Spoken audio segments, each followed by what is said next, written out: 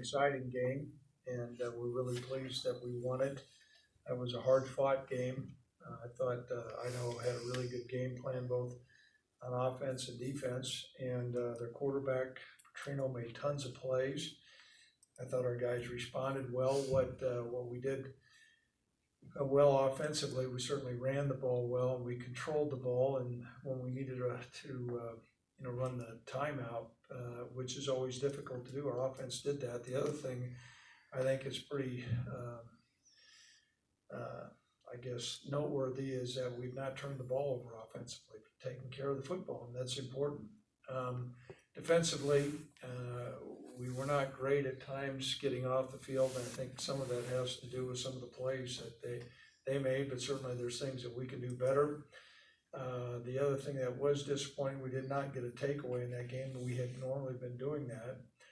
A big play in the kicking game. I thought Austin Conway's alert punt return was really important and impactful. That put us in scoring position, which was really helpful.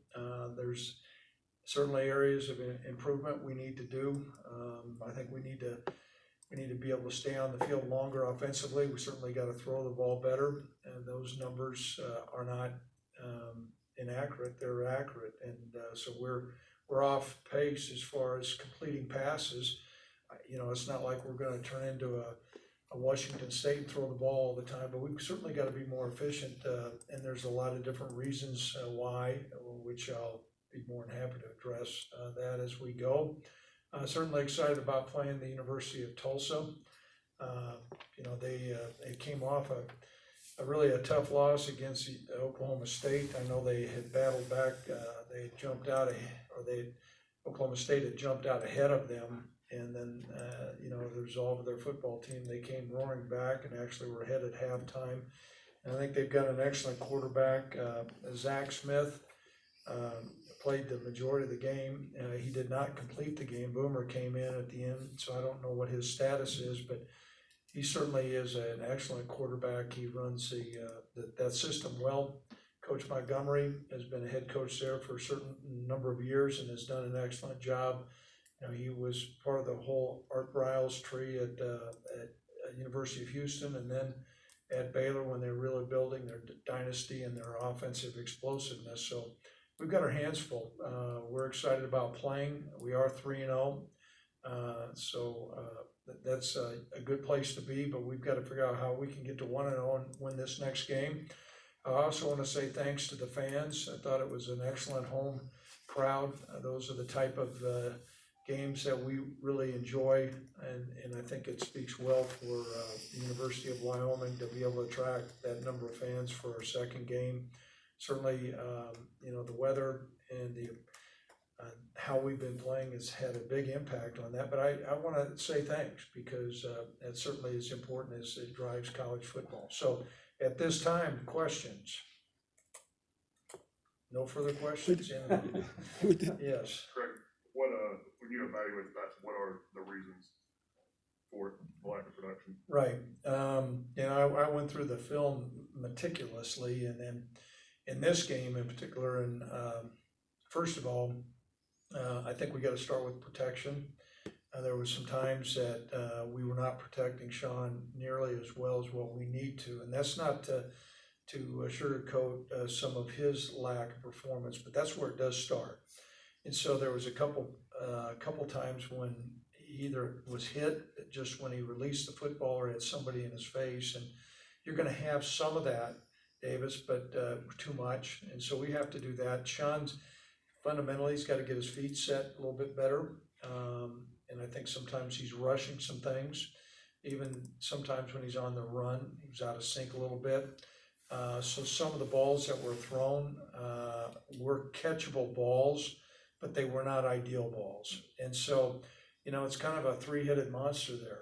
But we are going to start with protection. We've got to protect him better. I think we've got to look at what we're doing with the things that he can do better to put the ball in a better place. And then we need to come up with some of those tough catches. I mean, I get it. You don't want to catch a ball that's behind you a little bit or below your knees, but some of it, sometimes you got to make a play too. And so it was almost a perfect storm there. But we've had too much. And so this week, we're gonna place a major emphasis to getting those things cleaned up, because we're running the ball well. And that's gonna be a trademark of ours, but we cannot be one-dimensional. We have to be able to move the ball through the air, and you're gonna see defenses. I'm sure if I were playing the University of Wyoming, I'd say, hey, I'm gonna make them have to throw the football. Because we are efficient at running the football. I think our offensive line's doing a better job. We're getting a better push. Running backs are running well. And so what you're seeing is safeties have gotten involved in the run game. And, for us, sometimes that's a double-edged sword, because if the safety misses a play, like on Trey's long run, well, it's a big, big play, but we can't live and die with that. Yes. Coach, kind of following up on that, when does it become kind of a worry for you and the staff of a mental issue with the passing game for these? Because we're still talking about young guys. Right, yeah, and Coach Vegan and I talked about that. You're talking about a freshman, and we've got to put him in a position to where he feels success.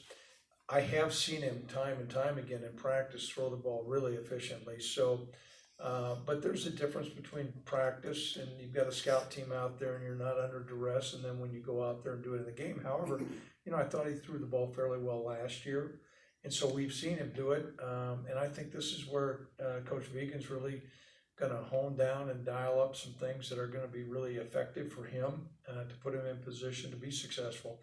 I don't care who you are. Sean, as you guys know, he was elected as a captain. He is a confident young man. He's not cocky, but he is confident, and there's an air about him. But I don't care who you are.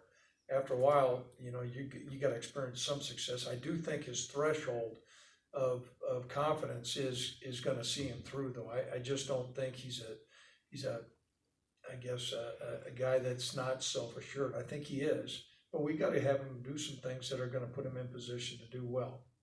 Yes, Davis. Do you think he's comfortable doing some of your straight drop back passing game elements, or do you have to maybe try to move the pocket, get him on the outside? Well, we're not going to give our whole game plan away, and that's a fair question.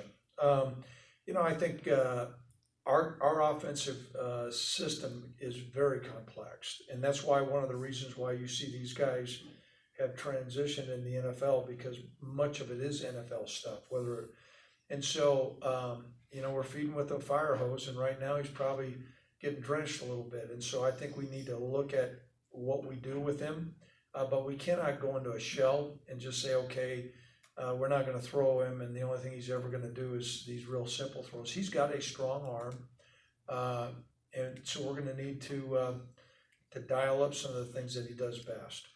With all the excitement that was created with the few games he was able to start last year, and then thinking about, well, I got a whole season to get ready for next year, do you think maybe there's some internal pressures that he just needs to relax a little bit? You're a pretty experienced sports writer and you understand people. We're also dealing with a pretty young guy, and expectations are high. I'm still real high on him, and Tyler's a good player too. And so we are 3-0. Can he throw the ball better? Yes, he certainly can throw the ball better. I've seen him do it. We have seen him do it, and so how much internal pressure there is, Tracy, I don't know. I just saw him over in the dining hall. He's got a smile on his face, but I don't. He wants to play really well. It's not a deal where he's just happy with throwing 41% or 39%. It's not like that. But I don't sense a guy that's just about ready to. We're going to need to go send him to a sports psychologist. I think we're in a better position than that. Yes. How much can the tight ends help a young quarterback? Oh, yeah, it was interesting. Yeah, I slipped away from the office yesterday to get a cup of coffee, and I came back and I ran into one of our former players, and I won't name his name, but he played a long time ago. And Coach, you went to the tight end once. Why don't you go to the tight end more? And I go, well, that sounds like an armchair quarterback comment. We did hit the tight end on the first play. However, it was a busted coverage. But I think our tight ends are good players, and there's things that we can do with them. But to say that, okay, that's going to solve all of Sean's problems, I don't think that's accurate. However, I think we do have playmakers at the tight end position. We need to integrate those guys into our game plan a little bit more. Other questions? I do wanna apologize, I think I don't know who it was, asked me what our identity was, and I said it was 3-0. Is that guy in this room that asked that question?